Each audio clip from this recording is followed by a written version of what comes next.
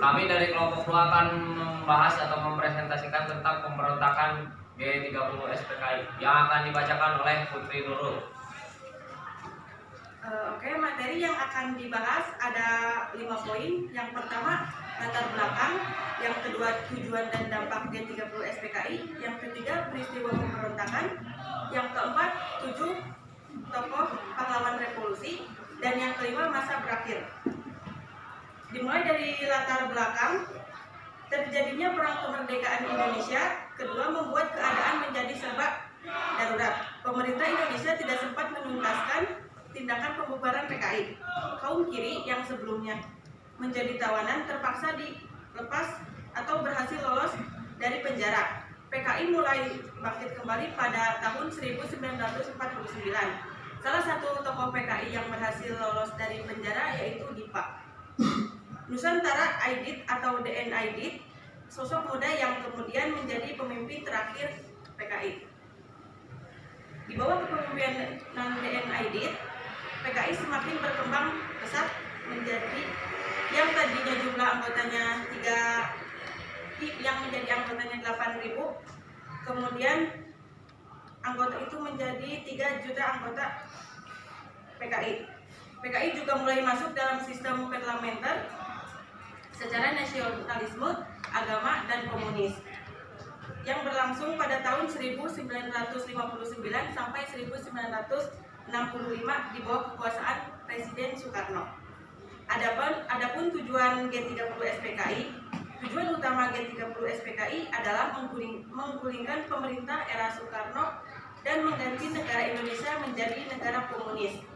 Seperti diketahui, PKI disebut memiliki lebih dari 3 juta anggota dan membuatnya menjadi partai komunis paling besar di dunia setelah RRC dan Uni Soviet. Beberapa tujuan G30 SPKI adalah: 1. Menghancurkan Negara Kesatuan Republik Indonesia dan menjadikannya sebagai negara komunis. 2. Menyingkirkan TNI Angkatan Darat dan merebut kekuasaan pemerintahan.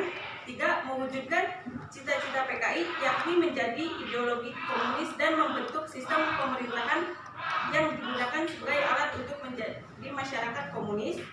4. Mengganti ideologi Pancasila menjadi ideologi komunis. 5.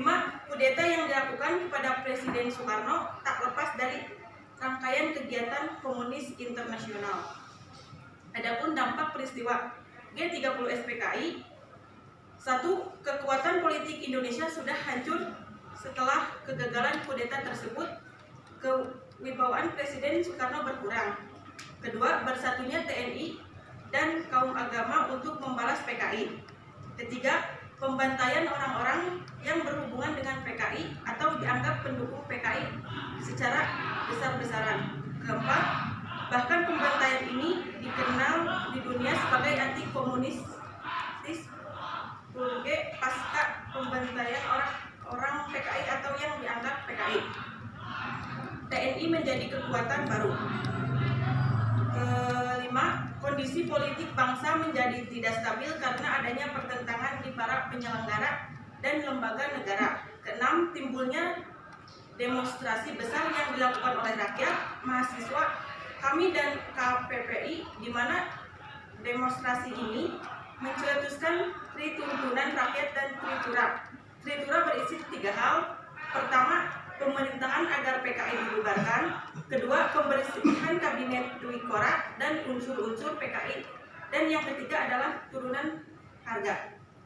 Reshuffle kabinet untuk memenuhi tritua kabinet Dwi Roka perlu diperbaharui karena perlu dibesarkan oleh para menteri atau pejabat yang memberikan dukungan kepada PKI. Gugurnya mahasiswa Arif Rahman Hakim karena tertembak pada tanggal 24 Februari 1966. Arif adalah mahasiswa yang ikut demonstrasi. Presiden Soekarno membubarkan kami karena dianggap sebagai provokator timbulnya demonstrasi. Dengan kata lain, kami yang menyebabkan mahasiswa turun ke jalan. Adapun peristiwa pemberontakan G30 SPKI. Tindakan dan penyebarluasan ideologi komunis yang dilakukan oleh PKI menimbulkan kecurigaan dari kelompok anti komunis.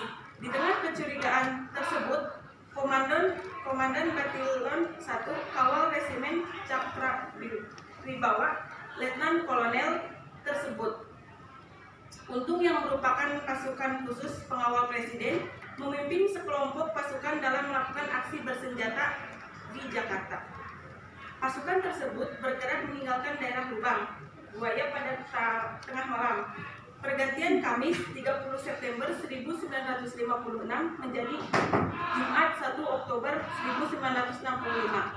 Kudeta yang sebelumnya dinamakan Operasi Takari ini diubah menjadi G30 SPKI.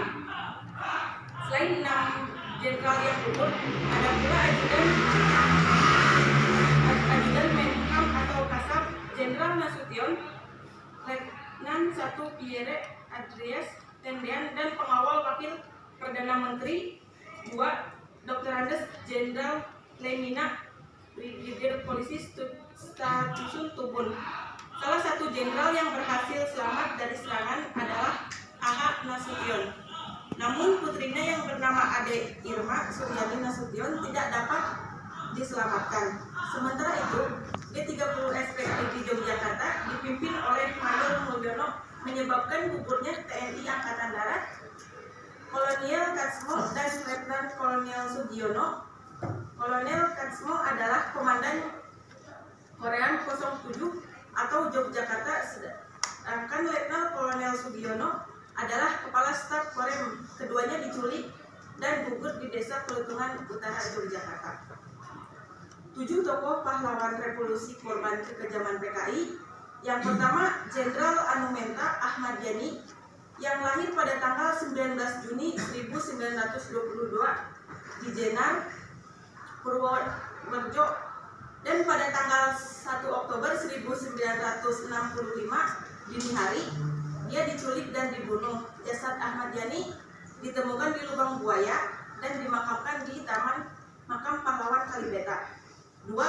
Letjen Anumerta Raden Suprapto, lahir pada tanggal 20 Juni 1920 di Purwokerto. Suprapto menentang tegas rencana PKI mendirikan angkatan kelima. Dia juga diculik dan dibunuh pada tanggal 1 Oktober 1965 dini hari. Yang ketiga, Letjen Anumerta MT Haryono, lahir di Surabaya pada tanggal 20 Januari 1924. Pahlawan revolusi yang pandai berbahasa Belanda, Inggris, dan Jerman, diculik dan dibunuh pada tanggal 1 Oktober 1965 dini hari. Yang keempat, Letjen Anumerta Siswondo Parman, lahir di Wonosobo 4 Agustus 1918. S. Parman masuk TKR setelah Indonesia merdeka dan memegang jabatan Kepala Staf Markas Besar Polisi Tentara di Yogyakarta. 5. Majen Anumerta Donald Ignatius Panjaitan, lahir tanggal 9 Juni 1925 di Belgia. Tapanuli di Panjaitan turut serta membentuk TKR dan ditetapkan di Yogyakarta. 5. Majen Anumerta Donald Ignatius Panjaitan, lahir tanggal 9 Juni 1925 di Belgia.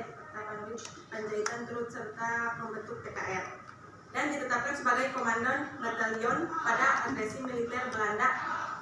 Dia bertindak sebagai pemimpin perbekalan perjuangan pemerintah darurat. Yang keenam, Majen Anumerta Sutiono Siswiharjo, lahir di Kebumen, Jawa Tengah pada tanggal 28 Agustus 1992 setelah kemerdekaan Indonesia. Dia bergabung dengan TKR di bagian kepolisian, kemudian menjadi anggota Copros Polisi Militer CPM disebabkan ketidaksetujuan dengan pembentukan angkatan kelima PKI. Sutoyo diculik dan dibunuh pada tanggal 1 Oktober 1965. 7. Kapten Anumerta Pierre Andres Tendean adalah ajudan Jenderal A.H. Nasution. Dia lahir pada tanggal 21 Februari 1939 di Jakarta. Pada waktu PKI mengepung rumah Ahmad Nasution, dia ikut ditangkap dan dibunuh, jenazahnya dan dimakamkan di Taman Makam Pahlawan Kalibata. Yang terakhir, masa berakhirnya G30 SPKI akibat peristiwa pada 30 September 1965 itu, banyak petinggi Angkatan Darat tidak diketahui keberadaannya. Setelah menerima laporan serta membuat perkiraan, Soeharto mengambil keputusan bahwa para perwira tinggi dan diculik dan dibunuh, lalu langsung mengambil alih pimpinan AD guna menindaklanjuti peristiwa tersebut. Pada tanggal 1 Oktober 1965, penumpasan pemberontakan G30 SPKI pun dimulai. TNI berusaha merealisasikan pasukan-pasukan yang menduduki lapangan Merdeka. Selanjutnya, Maijen Soeharto menugaskan kolonel jenazahnya dan dimakamkan di Taman Makam Pahlawan Kalibata. Yang terakhir, masa berakhirnya G30 SPKI akibat peristiwa pada 30 September 1965 itu, banyak petinggi Angkatan Darat tidak diketahui keberadaannya. Setelah menerima laporan serta membuat perkiraan, Soeharto mengambil keputusan bahwa para perwira tinggi dan diculik dan dibunuh, lalu langsung mengambil alih pimpinan AD guna menindaklanjuti peristiwa tersebut. Pada tanggal 1 Oktober 1965, penumpasan pemberontakan G30 SPKI pun dimulai. TNI berusaha merealisasikan pasukan-pasukan yang menduduki lapangan Merdeka. Selanjutnya, Maijen Soeharto menugaskan Kolonel Sarwo Edi Wibowo untuk membuat kembali gedung PRRI dan pusat telekomunikasi pada tanggal 4 Oktober 1965. Dilakukan pengangkatan jenazah tersebut dan keesokan harinya dimakamkan di Taman Makam Pahlawan Kalibata, Jakarta.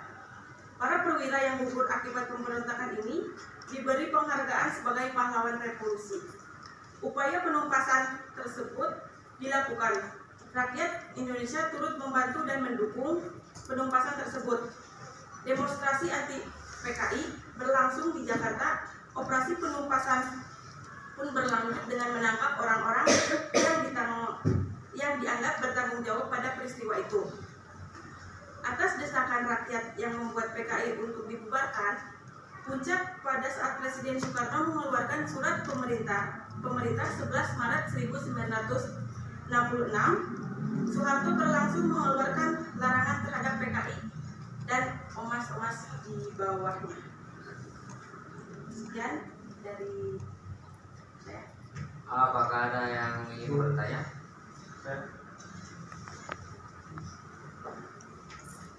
Ingin bertanya tadi dari kelompok 1, apakah tujuan utama dari pemberontakan G30 SPKI?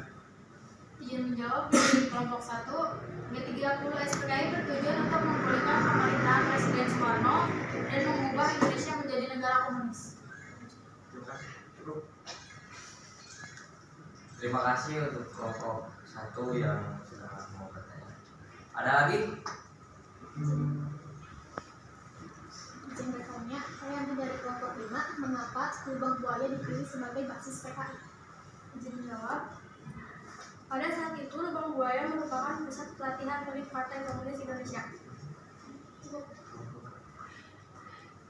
Terima kasih untuk kelompok 5 yang sudah bertanya. Apakah ada lagi? Saya dari kelompok 4, apa yang terjadi jika G30 SPKI tidak terjadi? Izin menjawab, kalau tidak terjadi, maka tidak akan ada 6 jenderal dan 1 perwira yang gugur antara 30 September sampai 1 Oktober 1965. Terima kasih untuk kelompok 4 yang sudah